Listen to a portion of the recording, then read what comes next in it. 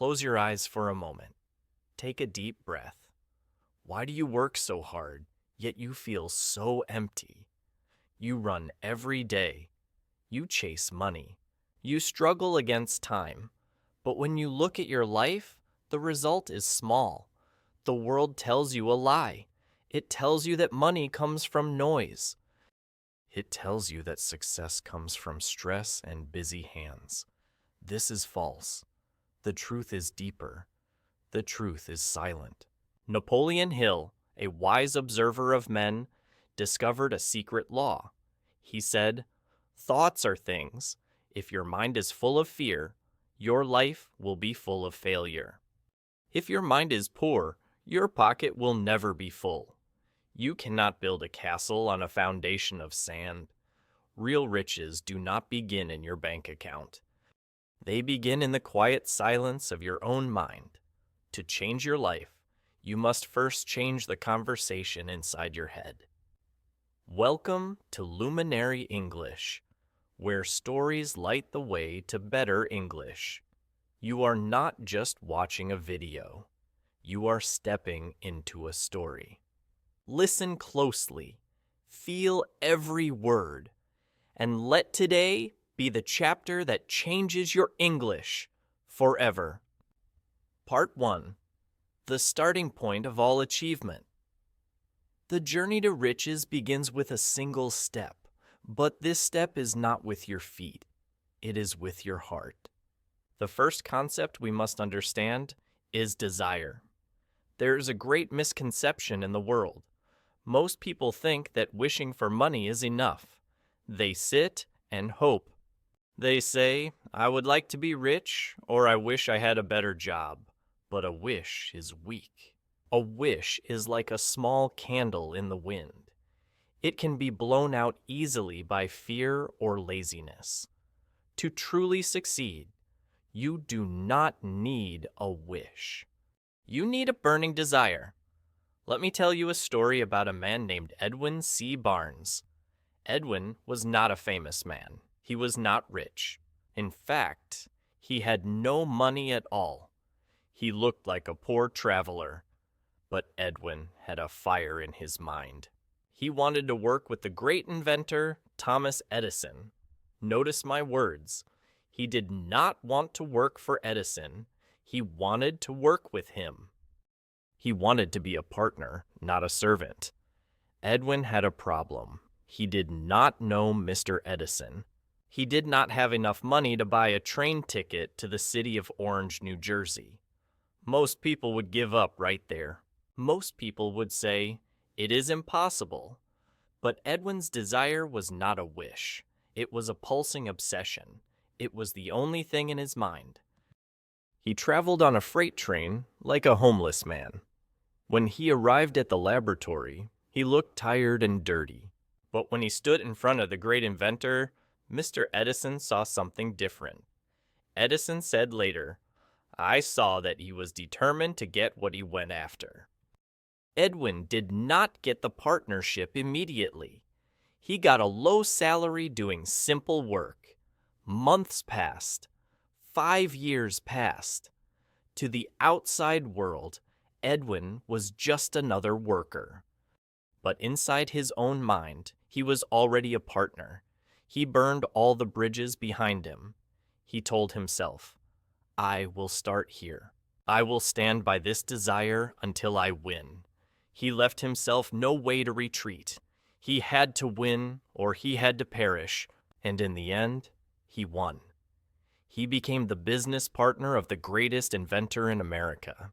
He turned a thought into millions of dollars. What is the lesson here? You must stop wishing. You must start deciding. A wish is passive. A desire is active. If you want to learn English, or if you want to build a business, you cannot just kind of want it. It must be the most important thing in your life. You must be willing to burn the bridges behind you so that you cannot go back to your old, lazy life. When your desire is strong enough, it becomes a magnet. It pulls opportunities toward you. Repeat this practice with me. Close your eyes and feel the heat of your ambition. Shadowing. Phrase, listen and repeat. Focus on the burning desire in your heart. Focus on the burning desire in your heart. Focus on the burning desire in your heart. Part 2. The visualization of belief. Now that you have a desire, you need fuel for that fire. That fuel is called faith. There is a common misconception about faith. Many people think faith is only for religion. They think it is something mysterious that falls from the sky. They say, "I am not a lucky person," or "I do not have faith." But Napoleon Hill teaches us something profound. Faith is not magic. Faith is a state of mind. And because it is a state of mind, you can create it. Let me share a story about the power of belief. There was a woman named Sarah. Sarah was very sick. Her body was weak, and the doctors told her that she would not recover. They said, "Prepare for the worst." But Sarah refused to accept this reality. In her hospital bed, she did not focus on the pain. Instead, she closed her eyes. She visualized herself walking in a beautiful garden. She imagined the feeling of the sun on her face. She imagined the strength in her legs. She did not just think about it. She felt it. She felt the emotion of gratitude for a health she did not yet have. Day by day, she repeated this picture in her mind.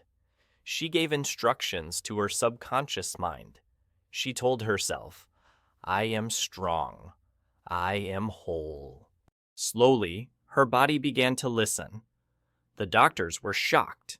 Sarah walked out of that hospital not because of medicine alone, but because she planted a seed of absolute faith in her mind.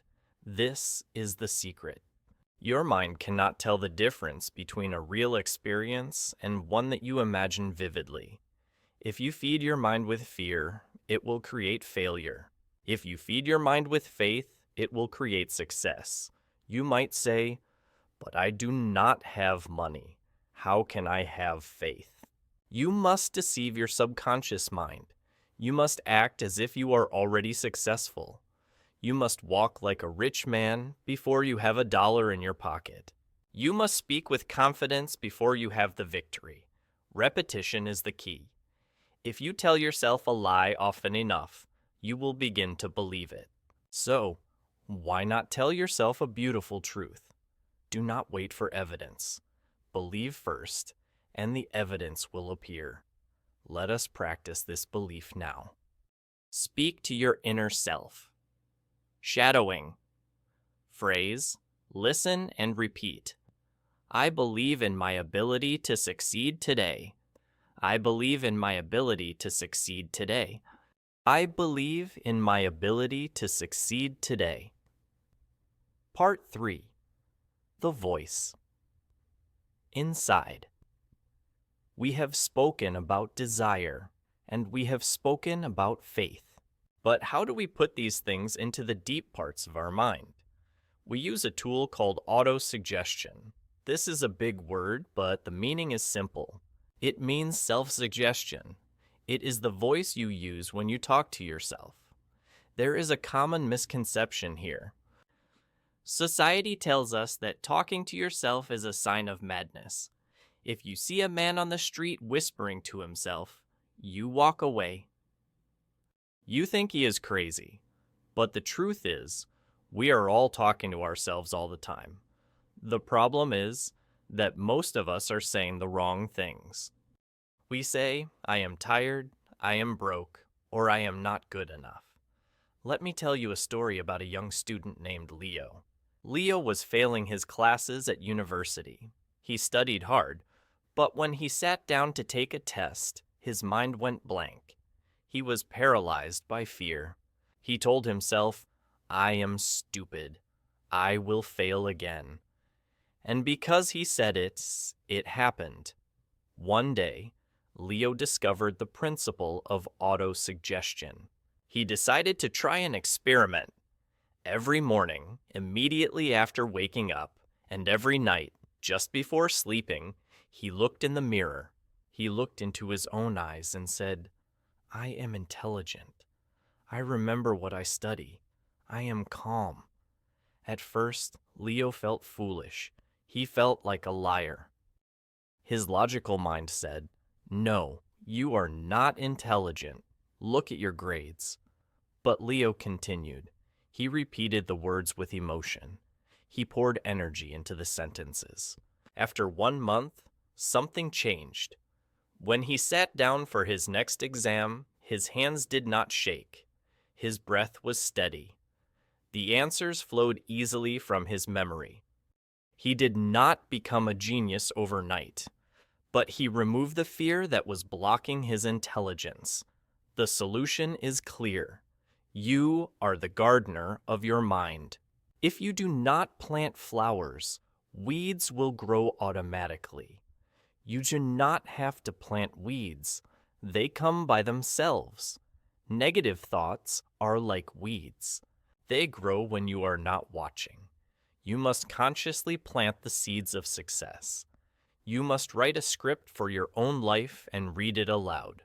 Do not let the world tell you who you are. You tell yourself who you are. Control the voice inside, and you control the world outside. Let us plant a positive seed right now. Shadowing. Phrase, listen, and repeat. My thoughts create my reality every single day. My thoughts create my reality every single day. My thoughts create my reality every single day. Part 4. The Specialized Path. We are now ready to add fuel to the fire of desire and faith. That fuel is knowledge. We all know that knowledge is power, but this statement is incomplete. Knowledge is only potential power. If you have knowledge but do nothing with it, it is just dust in your mind. The misconception here is that you must be a walking dictionary.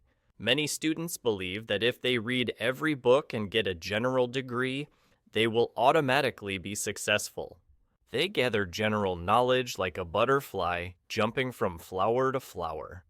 This creates a scattered mind. To achieve great wealth, you need specialized knowledge.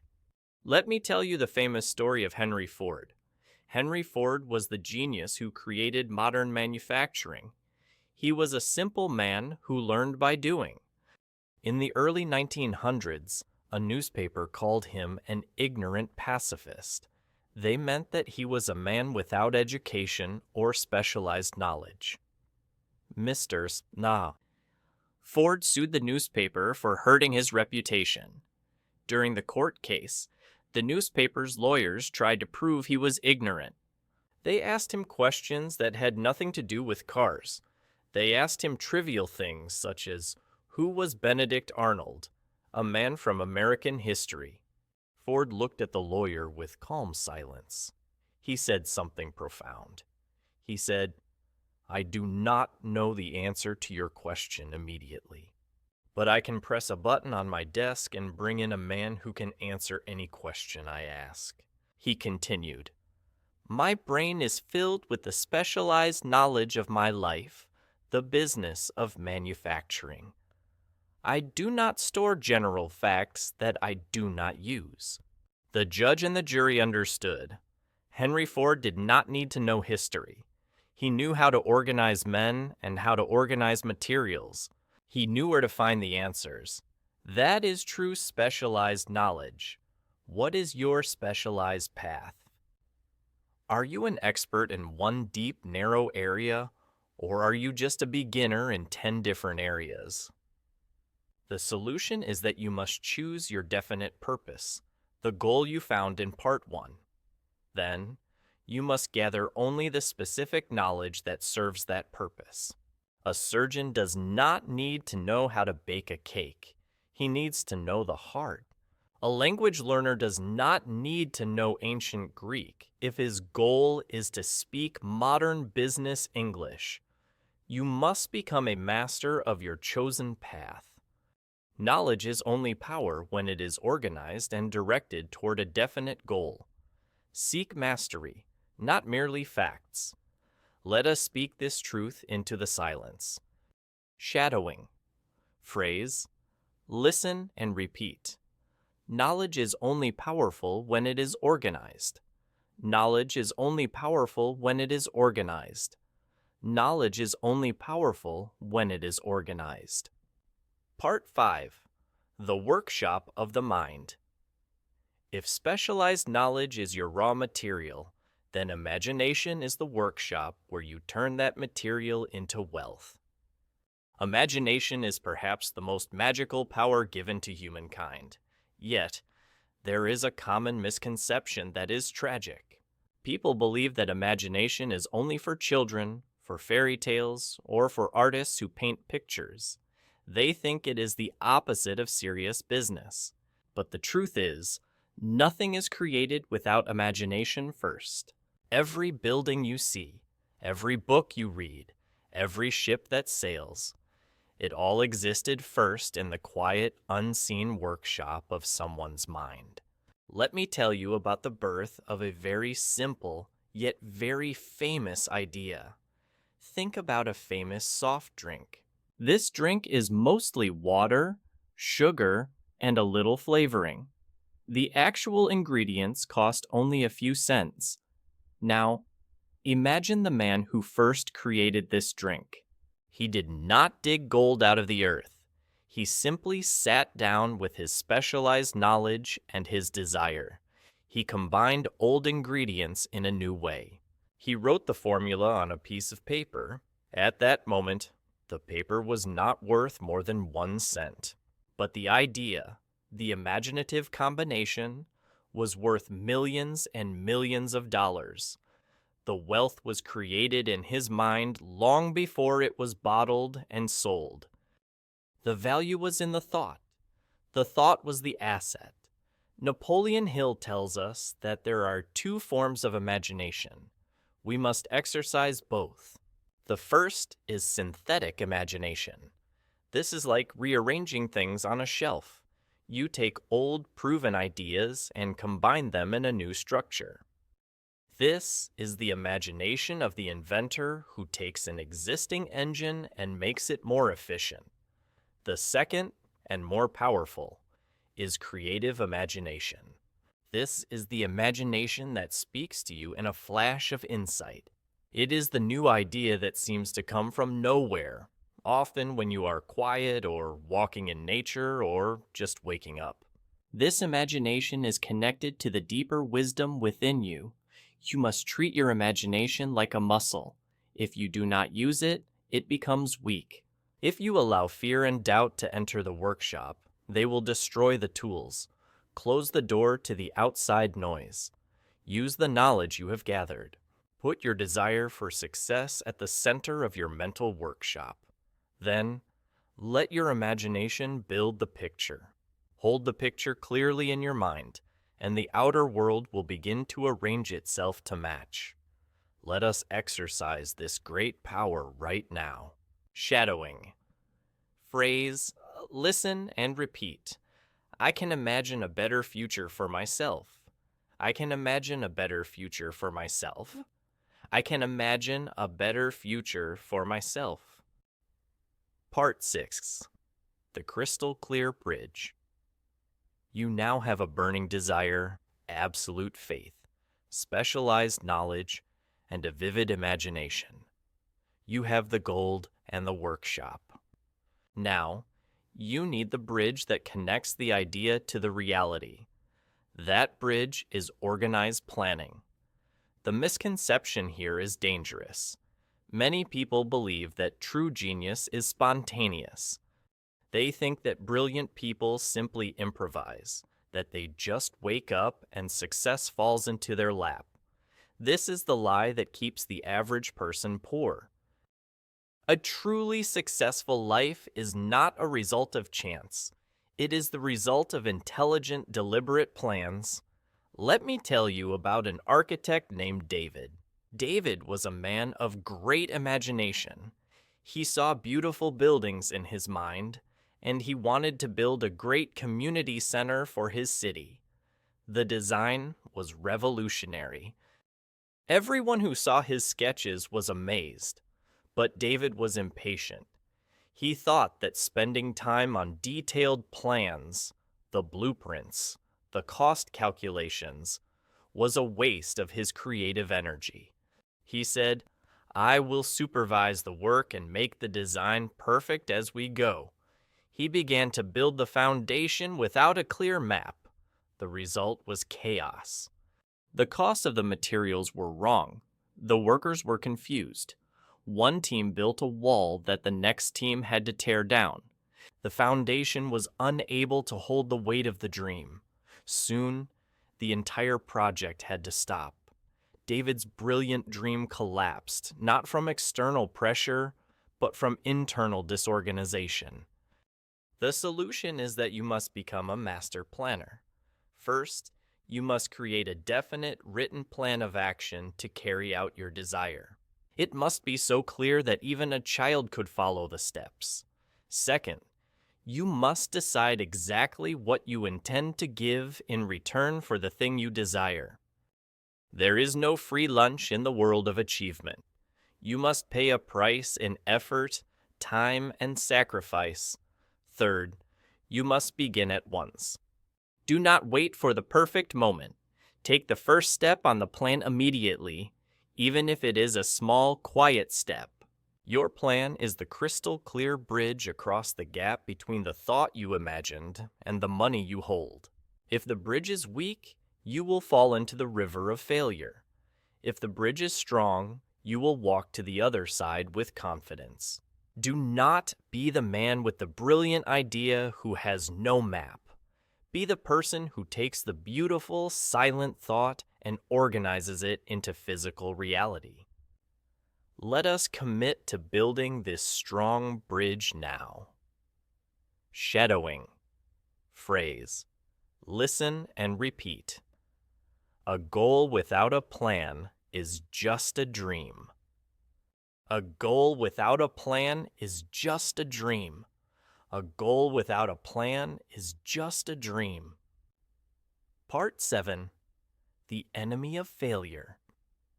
If you have a desire, faith, knowledge, imagination, and a plan, you now face the ultimate test. This test is called decision. Decision is the true enemy of failure. It is the mental switch that turns passive thought into physical power. The great misconception that traps millions of people is procrastination. They believe that waiting is safe. They think it is better to wait for the perfect information, or the perfect time, or the perfect signal. They are paralyzed by the fear of making the wrong choice. They wait, and life moves on without them. The time is never perfect. The signal never arrives. Let me tell you about a moment in history that required absolute decision. Think about the beginnings of the United States of America. 56 men gathered in a room. They had to decide whether to sign a document called the Declaration of Independence. If they succeeded, they would be heroes. If they failed, they would be executed as traitors. The penalty for their decision was death. Did they wait for years? No. Did they say, "Let us postpone this decision for 6 months"? No. They debated for a short time. They made their definite plan, and they signed. They acted promptly. They moved with speed and firm conviction. They understood that the risk of indecision was greater than the risk of action. This is the character trait of every great leader and every wealthy person. They have the habit of reaching decisions quickly and changing those decisions very slowly, if at all. The person who delays action, who moves back and forth between two ideas, shows a serious lack of faith in themselves. They do not trust their own mind. Your mind has done the work. It has created the desire, built the faith, gathered the knowledge, and drawn the plan. Now, you must trust the process. You must decide. If you make a mistake, you can correct the mistake of action quickly, but you cannot correct the mistake of eternal indecision. That mistake costs you your entire life. In the silence of your heart, be swift to decide, and then stand by your choice with integrity. Decision gives you a powerful stillness in the mind. The chaos stops when you choose a path. Take control of your inner world by declaring your path. Shadowing. Phrase. Listen and repeat. I make decisions with confidence and courage.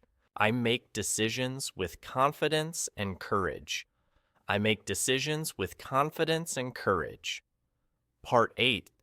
The sustained effort. You have made your firm decision. Now you must stand by it. The commitment that keeps you standing when the world pushes you down is persistence. Persistence is often misunderstood. It is not the frantic effort of a scared person. It is the quiet, steady endurance of a monk who knows that victory is inevitable. The terrible misconception is that failure is a sign to stop. The average person tries something once, meets an obstacle, and says, "This is not for me," or "I am unlucky." They stop digging just when the gold is about to appear.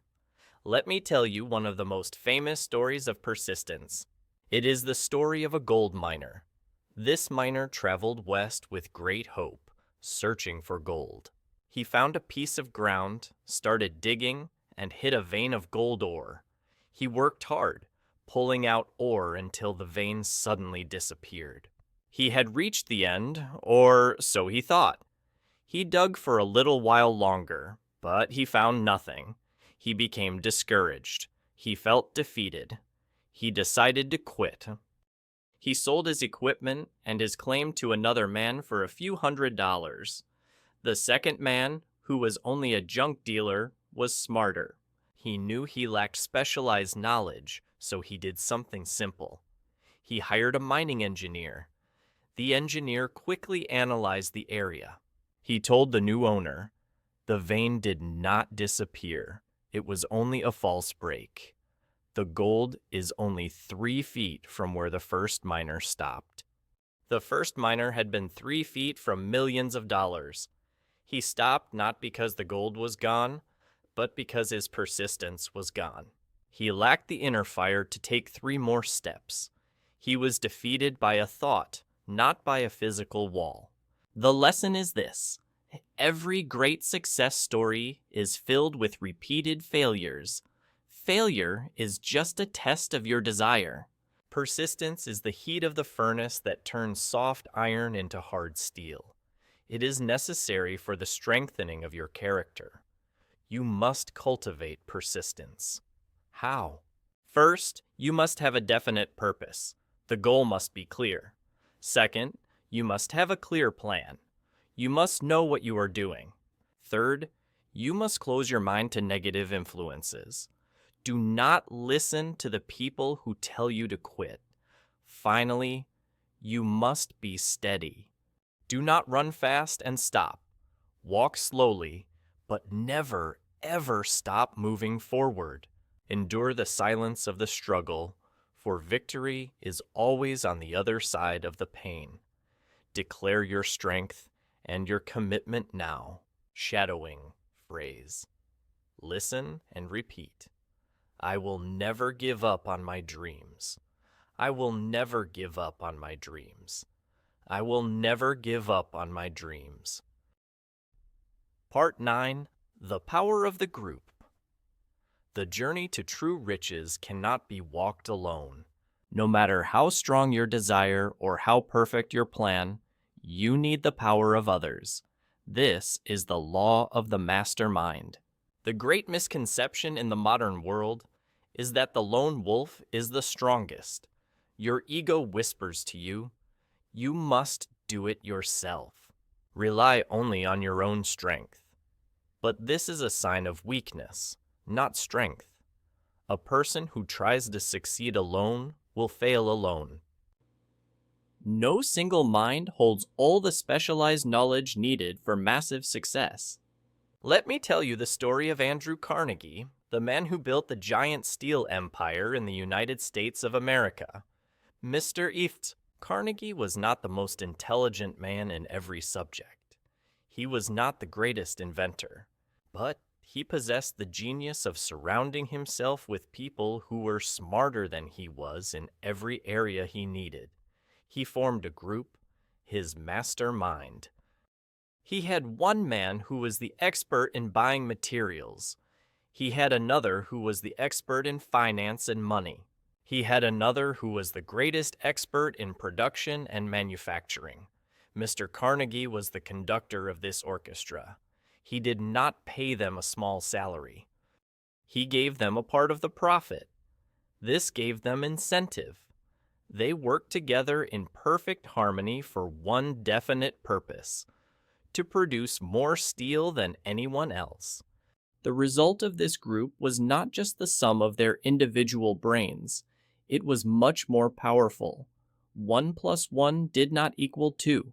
It equaled 3 or 10. The mastermind principle says this: when two or more people work together in perfect harmony for a definite goal, a third, invisible force is created. This third force is a new, collective intelligence. It is the synergy of energy, and it is more powerful than any single mind on earth. You must choose your mastermind group with great care. Choose people whose morals you respect, whose talents you need, and whose faith is as strong as your own. They must share your definite purpose. Do not think of them as helpers. Think of them as extensions of your own power. When you connect your mind with theirs, you borrow their courage, their knowledge, and their persistence. This connection creates the inner peace that allows ideas to flow. When you are alone, you doubt. When you are in the mastermind, you know. We commit to seeking wisdom outside ourselves. Shadowing. Phrase. Listen and repeat. I learn from the wisdom of people around me. I learn from the wisdom of people around me. I learn from the wisdom of people around me. Part 10. The Sixth Sense. We have traveled a great journey. You have mastered desire, faith, knowledge, planning, and persistence. Now, we reach the final and highest principle. This is the inner peace that opens the door to the sixth sense. The sixth sense is the section of the subconscious mind that connects the individual mind to the universe. It is the part where ideas, hunches, and sudden inspiration appear. It is pure intuition. The misconception is that you can reach this sense through pure effort or logic alone. Many people try to force answers through hard thinking. They use only their 5 physical senses: sight, hearing, touch, taste, and smell, and they wonder why the final answer remains hidden. The truth is, logic can only take you so far. The great solutions often come from the silence. Let me tell you about a musician named Clara. Clara was a composer. She was writing a beautiful and complex piece of music. She worked on one section for weeks, but she could not find the perfect final chord. She felt stress and anxiety. The harder she tried to force the melody, the more silent the music became in her head. Finally, she decided to surrender. She took a deep breath, said, "I have done everything I can," and she went to sleep, completely letting go of the problem. In the middle of the night, Clara suddenly awoke. She was not startled. She felt a peaceful quietness. In her mind, she heard the entire missing section of the music. It was perfect. She quickly rose and wrote it down. The music did not come from her conscious effort. It came from her subconscious mind, which was connected to a greater quiet wisdom, infinite intelligence. This is the power of the sixth sense. When you stop fighting the problem with your conscious mind, the answer is given to you by the silence within. But understand this, you cannot force the sixth sense. It is the reward for mastering the previous 9 principles. It is the moment when all your desire, faith, and specialized knowledge are synchronized into one powerful mental vibration.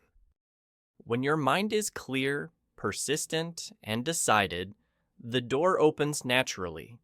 This sense is where genius lives. It is the temple of wisdom inside you. It is the ability to know without being told.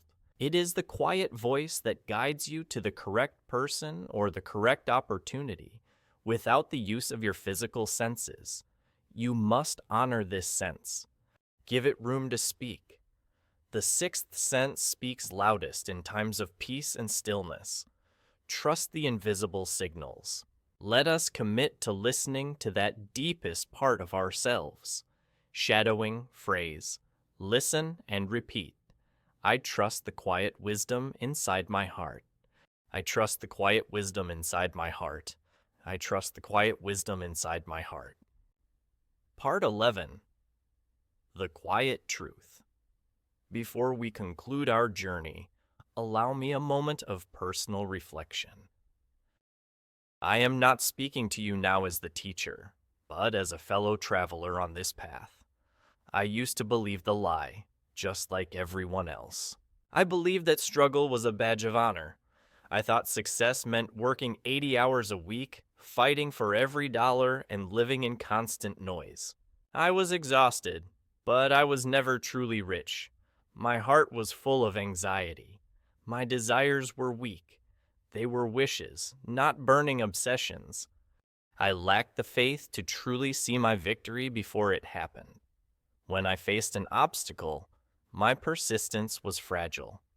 I would quit. I was the miner who stopped digging just 3 feet from the gold. The great lesson in these 10 principles is not about money. It is about mastery of self. The great change in my own life did not come from a new business plan or a better market strategy. It came from the silence. It came when I realized that my inner world was creating my outer reality. When I started to protect my mind like a sacred garden, everything shifted. I planted the seed of a definite desire, and I watered it with daily auto-suggestion. I stopped listening to the 5 voices of doubt and fear, and I started listening to the one quiet voice of the sixth sense. My success was not found in the chaotic marketplace. It was found in the stillness of my daily commitment. I share this with you so that you know the path is proven. The principles are simple, but they demand your full commitment. Do not be afraid of the silence, for it is in the silence that your genius waits to speak. The journey begins and ends in your mind. You now possess the entire blueprint. The secret of the world's greatest success stories is no longer hidden in a book or locked in a vault. The 9 steps to mastery and the final power of the 10th sense are now yours. But listen closely. Knowledge that is not used is more dangerous than ignorance. You have listened to the truth. Now, you must act the truth. Do not let this incredible wisdom become just more dust in your mind. These are not 10 ideas for you to discuss.